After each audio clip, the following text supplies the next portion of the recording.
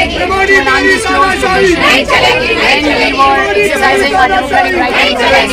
Women MPs have been pushed, shoved and dragged by the hair. One woman MP has fainted. जिनकी फितरत छुपी रहे, नकली चेहरा सामने आए, असली सूरत छुपी। 11 আগস্ট পার্লামেন্ট থেকে নির্বাচন কমিশনের দফতর পর্যন্ত মিছিল করলেন ইন্ডি জোটের সাংসদরা। কয়েক ঘন্টা কিছু নাটক হলো, ফটো সেশন হলো, আবার শোনা যাচ্ছে কোন এক মহিলা সাংসদকে নাকি ফ্লাইং কিস করতেও দেখা গিয়েছে। যাই হোক, সেসব কাদা ছোড়াছুড়ির জন্য বাংলায় দিদিমণির দলে অনেক লোকজন আছেন, আমাদের সেটা কাজ নয়। আজকে আমাদের আলোচনার বিষয় হলো রাহুল গান্ধী, যিনি আবার পাপ্পু নামে সমাজ মাধ্যমে পরিচিত। নমস্কার, আমি শুভ্র চট্টোপাধ্যায় আর আপনারা দেখছেন মাধ্যম। ইন্ডি জোটের একদিকে ভোট চুরির অভিযোগ তোলা, আবার অন্যদিকে বিশেষ নিবিড় সমীক্ষা বা SIR এর বিরোধিতা করা, একদম গুলিয়ে যাচ্ছে, বুঝলেন। অন্যভাবে বলতে গেলে ইন্ডি জোটের উদরপিণ্ডি বুধর ঘাড়ে, আমার তো গুলিয়ে গিয়েছে। আপনারাও কি কেউ কিছু বুঝতে পেরেছেন? নিচে কমেন্ট বক্সে জানান আপনাদের মতামত, আর আমাদের চ্যানেলটি লাইক ও সাবস্ক্রাইব করতে একেবারেই ভুলবেন না। একদিকে ইন্ডি জোট এবং তাদের নেতা রাহুল গান্ধী অভিযোগ তুলছেন যে ভোট চুরি হচ্ছে। কে চুরি করছে?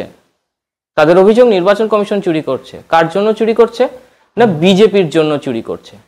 আবার অন্যদিকে তারা বলছেন যে বিশেষ নিবিড় সমীক্ষা যা নির্বাচন কমিশন সারা দেশে চালাচ্ছে, বিহারে যা ইতিমধ্যে সম্পূর্ণ হয়েছে এবং দেশের অন্যান্য রাজ্যে যা হতে চলেছে সেটাও করা যাবে না। এখানেও একবার আপনারা ভেবে দেখুন, যদি সত্যিই ভোট চুরি হয়ে থাকে তার সমাধান তো SIR বা স্পেশাল ইন্টেন্সিভ রিভিশন। তাহলে একদিকে তারা ভোট চুরির অভিযোগ করছেন আর অন্যদিকে আবার সেই SIR বা বিশেষ নিবিড় সমীক্ষারও বিরোধিতা করছেন। ওনারা কি পাবলিককে বেবকুফ ভাবেন, নাকি কেউ কিছু বোঝে না, হাল্লা করলেই হলো? রাহুলের অভিযোগ নির্বাচন কমিশন ভোট চুরি করছে, তাহলে তারা এখনো আদালতে যাচ্ছেন না কেন? কোর্টের দরজা তো বন্ধ নয়। বিধিবদ্ধ অভিযোগ তারা জানাচ্ছেন না কেন? কেবল সোশ্যাল মিডিয়াতে লিখলেই কি অভিযোগের সত্যতা প্রমাণিত হয়ে যায়? এই একই প্রশ্ন তুলেছিলেন কর্ণাটকের কংগ্রেস সরকারের সমবায় মন্ত্রী রাজন্না। সম্প্রতি তিনি বলেছিলেন, যখন ভোটার লিস্ট তৈরি হয়েছিল কর্ণাটকে তখন তো কংগ্রেসেরই সরকার ছিল। ব্যাস, রাতারাতি তাকে মন্ত্রিত্ব খোয়াতে হলো। অন্যদিকে রাহুল গান্ধী যখন পার্লামেন্ট থেকে নির্বাচন কমিশনের দফতর পর্যন্ত মিছিল করছেন, তখন নির্বাচন কমিশন বলছে যাদের নাম ভুয়ো তালিকায় রয়েছে বলে অভিযোগ করা হচ্ছে সেই ভোটারদের পার্ট নম্বর থেকে শুরু করে যাবতীয় বিস্তারিত তথ্য রাহুল গান্ধী দিন, এবং যদি তিনি তা না দিতে পারেন তাহলে দেশের কাছে ক্ষমা চান। খুব সত্যি কথা বলতে চুরি, জোটচুরি, প্রতারণা, দুর্নীতি এই সমস্ত শব্দগুলো কংগ্রেস তথা ইন্ডি জোটের সঙ্গেই যায়।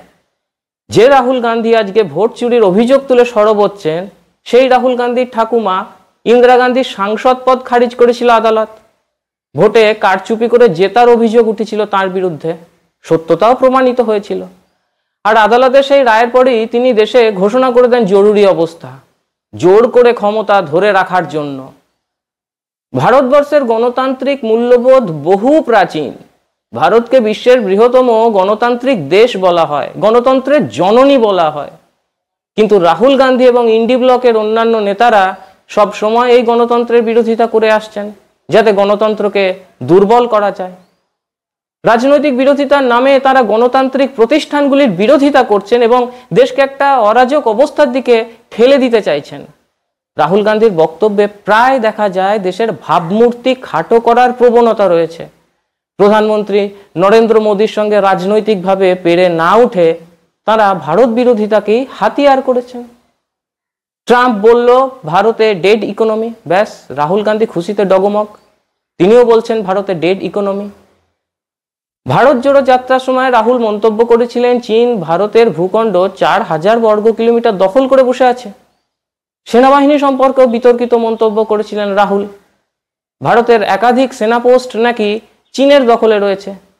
এই ধরনের আজে বাজে মন্তব্যের জন্য সুপ্রিম কোর্ট তাকে তীব্র তিরস্কারও করেছিল। রাহুলের এসব মন্তব্য পাকিস্তান আর ডোনাল্ড ট্রাম্পের সঙ্গে মিলে যায়। এগুলো শুনে মনে হয় রাহুল গান্ধী হয়তো বিদেশি এজেন্ট। আজ এটা প্রমাণিত সত্য যে রাহুল গান্ধী ভারত বিরোধী জর্জ সোরোসের সংস্থার সঙ্গে বিশেষভাবে সম্পর্কিত। স্বাধীনতা সংগ্রামের সমস্ত কৃতিত্ব জোর করে কংগ্রেস নিজের অ্যাকাউন্টে নিয়ে নিয়েছিল। কংগ্রেস গান্ধী নেহরু পরিবারের সম্পত্তিতে পরিণত হয়েছিল। তারা ভাবতে শুরু করেন দেশটাই যেন তাদের ব্যক্তিগত সম্পত্তি। একসময় তো কংগ্রেস কর্মীরা স্লোগান দিয়েছিল, India is Indira, Indira is India. আজও পর্যন্ত ভারতবর্ষের যে দক্ষিণ সীমানা তার নাম রাখা হয়েছে ইন্দিরা পয়েন্ট। ইন্দিরা গান্ধী থেকে রাজীব গান্ধী তারা নিজেরাই নিজেদের ভারতরত্ন দিয়ে সম্মানিত করেছিলেন। কখনো ক্রিকেট, হকি বা কোনো খেলাধুলার সঙ্গে সরাসরি যুক্ত না থেকেও কংগ্রেস তৈরি করেছিল রাজীব গান্ধী খেল রত্ন পুরস্কার রাজীব গান্ধীর নামে। প্রধানমন্ত্রী আবাস যোজনা হয়ে উঠেছিল ইন্দিরা আবাস যোজনা। তাই স্বাভাবিকভাবেই ভারতে চন্দ্রাভিযানের সময় প্রধানমন্ত্রী নরেন্দ্র মোদী শিবশক্তি পয়েন্ট নাম রাখলে অনেকেই বলতে থাকেন যে এখন যদি কংগ্রেস সরকার থাকতো তাহলে সেটা হয়ে যেত সোনিয়া পয়েন্ট কিংবা প্রিয়াঙ্কা পয়েন্ট অথবা রাহুল পয়েন্ট। গান্ধী নেহরু পরিবারের হাত থেকে রেহাই পেয়েছে ভারতের গণতন্ত্র, এই সত্যটাই মেনে নিতে পারছেন না রাহুল গান্ধীরা। ভারতের গণতন্ত্রের সৌন্দর্য আজ বিশ্বব্যাপী একটা উদাহরণ তৈরি করতে পেরেছে।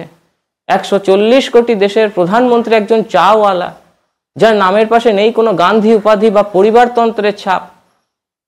তিনি আজকে দেশের প্রধানমন্ত্রী। এই গণতন্ত্রটাকে ধ্বংস করতেই আদা জল খেয়ে মাঠে নেমেছেন রাহুল গান্ধী এবং ইন্ডিজোটের অন্যান্য সাংসদরা। আপনি যদি ইন্ডিজোটের দিকে তাকান তাহলে দেখবেন এখানকার প্রত্যেকটা দল পরিবারতান্ত্রিক।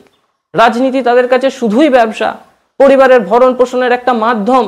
রাজনীতি এখানে চলে বংশ পরম্পরায়, এক প্রজন্ম থেকে আর এক প্রজন্মে নেতৃত্ব হস্তান্তর হয়, সেটা পরিবারের মধ্যেই। দলের কর্মী বা সংগঠনের অন্য নেতারা কোনোদিন সেই সুযোগ পান না শীর্ষ পদে যাওয়ার।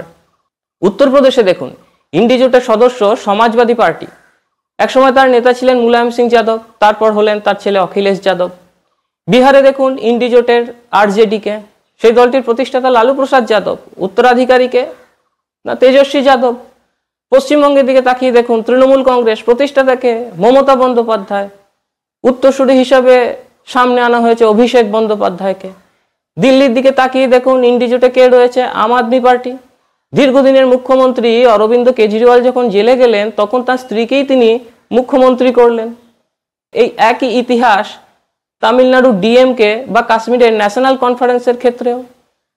এই পরিবারতান্ত্রিক দলগুলোর দুর্নীতির তালিকা তৈরি করলে সময় শেষ হয়ে যাবে। যেটা বলার সেটাই আসল কথা, যে যারা নিজেদের দলেই গণতন্ত্রের চর্চা করে না তারাই আবার দেশের গণতন্ত্র ফিরিয়ে দেওয়ার কথা বলছে। যারা রাজ্যে রাজ্যে নিজেরা মারামারি করে তারাই আবার দিল্লিতে মাখামাখি করে। এ এক অদ্ভুত দ্বিচারিতা, দেশবাসীকে বোকা বানানোর এক ঘৃণ্য প্রচেষ্টা। আজ এ পর্যন্তই। কেমন লাগলো আমাদের প্রতিবেদনটি জানাতে ভুলবেন না। সঙ্গে থাকুন, দেখতে থাকুন মাধ্যম।